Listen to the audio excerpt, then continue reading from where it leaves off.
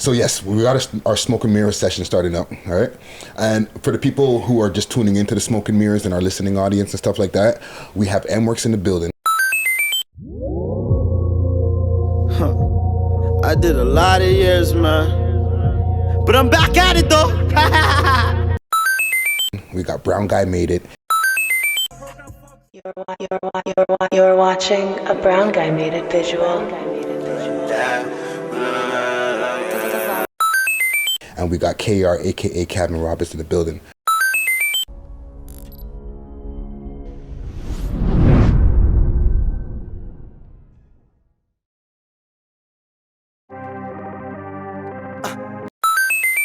And we just had a wicked video director roundtable, you know what I'm saying? Very informed. One thing, MWorks, you're saying before we went to our break, with the Toronto scene, what was, bring up the question that you wanted us to discuss. Well, I really just wanted to start the narrative of where we see the music scene going. You know what I mean? Because like for me, I feel like it's important, like as individuals, to have a 10-year plan.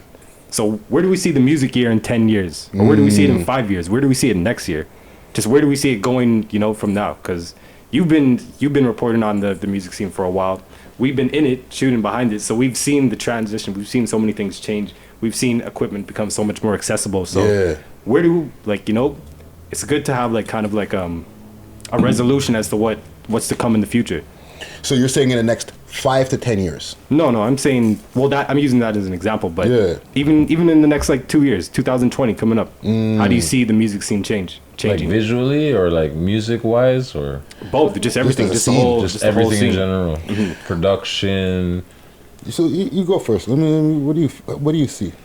I feel there's gonna be more lyrics involved. More lyrics. The visuals I think are gonna get better because quality of the equipment's gonna improve. Yes. And then also I just think the artists don't want to do the same stuff. You know, like I don't think everybody wants to be pigeonholed in the same fucking. Oh yeah, I'm flashing stacks. Like you said, Airbnb's played. So like they got to step up their game and like their creativity side. So that's what I think. More creativity that's where I think it's going. Like that's what I'd like to see. Anyways.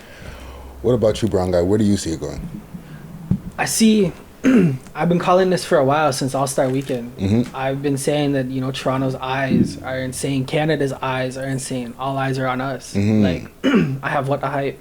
And I've been sleeping on it, but like when All-Star Weekend was here, our website was down because everybody was pushing, traffic, trying to find the events, you know, looking at artists, and I see more and more artists blowing and getting signed, like Swagger, alumni. Yeah, Swagger's been killing it. Got to deal with Sony. The billboard, the whole graffiti, you know, and he's been moving. There's been so many artists getting signed. And just Bugs got a deal too. Bugs. Geez, man, there's just so much. Smiley. Yes. Smiley got signed with Warner. Yeah. And then man, I just feel like there's gonna be more of that as long as we keep pushing and we keep. Yeah, man. As long as we keep pushing, we're just gonna. Canada's gonna be the next, like Toronto's gonna be the next Atlanta. In my opinion. Well said. What about you, KR? I feel the same way. I feel like in the next couple of years, I feel like a lot more labels are going to be signing these kids. They're going to be realizing these kids are doing numbers. I feel like a lot of the guys, too, are going to be able to go to the States soon, break it through the States. I feel like right now the only artist I've seen breaking through the States heavy is Killy. In the underground scene, really. Doing a Rolling Loud. Yeah, he's the only guy that I really seen in the States really booming. So I feel like in the next couple of years, like, our music's gonna break through there. You know what I'm saying? Yeah, I agree. A lot more money, a lot more bigger budgets, videos, a lot more celebrities in Toronto. So I feel like it's only up from here. I feel. Yeah, MWorks, you didn't give us your opinion, and I'll give you all my opinion after. Going forward in the future, I see a lot more unprecedented activities and just ideas and concepts coming into the city that we haven't seen before. I feel like we're going to have more access to larger buildings and larger studios, and I feel like the people that run those operations are going to start to see the potential, and there's going to be a lot more collaborations between the industry and the and really the underground artists, if you want to call that. Yeah. You know what I mean? Because I feel like us as directors, we really shoot in like guerrilla style, and by that I mean, you know what I mean? It's a lot of run and gun. It's a lot of just like no permits and all that type of shit. Yeah, exactly. So I feel like that's really gonna start to fade out, and an actual infrastructure is gonna start to come. Yeah, be more official. Yeah. Yo, I agree with everything all y'all are saying, and to add on to that, I see, you know, I'm the Instagram checkmark checker. You know what I'm saying? I'm always Mr. watching. Verification. I'm always watching to see who got a new check mark. Instagram's been giving out check marks like water to Toronto rappers. Yep. Legitimate ones, not just willy-nilly. You know what I'm saying? French. LB got one too? Yes. Jeez. Didn't even know that one. Because I'm thinking You're hurting French. this guy's feelings, eh? Boy. No, it's not hurting my feelings. It's making me proud. It's making me proud. Right. Because they need to legitimize all these guys and let them know that what they're doing is real. You know what I'm saying? So when you see a LB who I didn't know, French, Roni, and there's somebody else that popped up within like a 2-week span. I was like, Instagram knows we are the next fucking Atlanta, like Brown Guy was saying. You know what I'm saying? Like, we're fucking lit. So, not to say that Instagram's the only fucking measuring stick for this shit, but like, it's a big fucking platform. It's where everybody's fucking getting their news and spending most of their time most of the time. You know what I'm saying? So they're like, yo, Toronto's where it's at. Because when you look at all these UK rappers, they're all check marked up. Oh. They're all considered legitimate in the public's eyes. So we got next. If anybody's denying that shit, then they're I don't know. They're just looking at the wrong shit. You know what I'm saying? Let's get to some of the fuck shit though. So what was your... That's my opinion. Oh, okay. That's what I think. What you guys think, and like, you know, like they're seeing it. They're actually fucking seeing it. We've been knocking at the fucking door, and like they're opening it now. You know what I'm saying?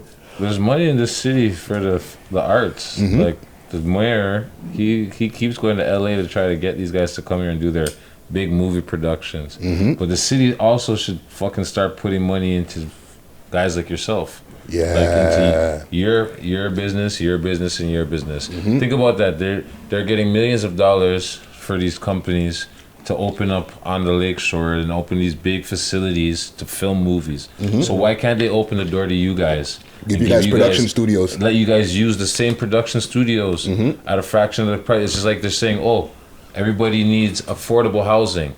Well, guess what? You guys need affordable fucking spots to do what you need to do also, Facts. right? Yeah. So the city needs to jump on that. And if the city jumps on that in the 2020, that would be also big. You understand what I'm saying? Because that would help what you're trying to do with your schooling and stuff like that. And you know what I mean? Like, there's all these production studios around the city that the mayor is talking about, but they're not really trying to help the inner city guys or the guys on the ground floor guerrilla shooting stuff. Like, yo, you think it'd be easier for you to go get permits, right? But no, you gotta explain yourself and do all this, so no, you're forced to be guerrilla, right? So if that changes, that's something that needs to change in 2020. Super facts. You understand what I'm saying? They need to start putting some of that money that they're putting into these big studios, into the smaller independent studios like yourselves. And I think that would help also bring down the violence too, right? Because then there's more money, more infrastructure, you guys could do other things.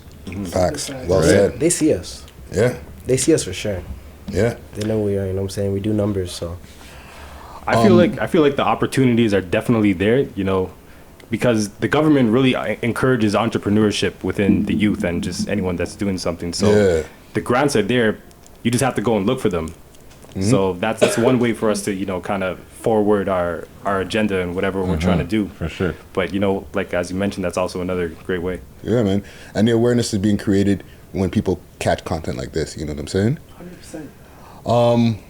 Some of the fuck shit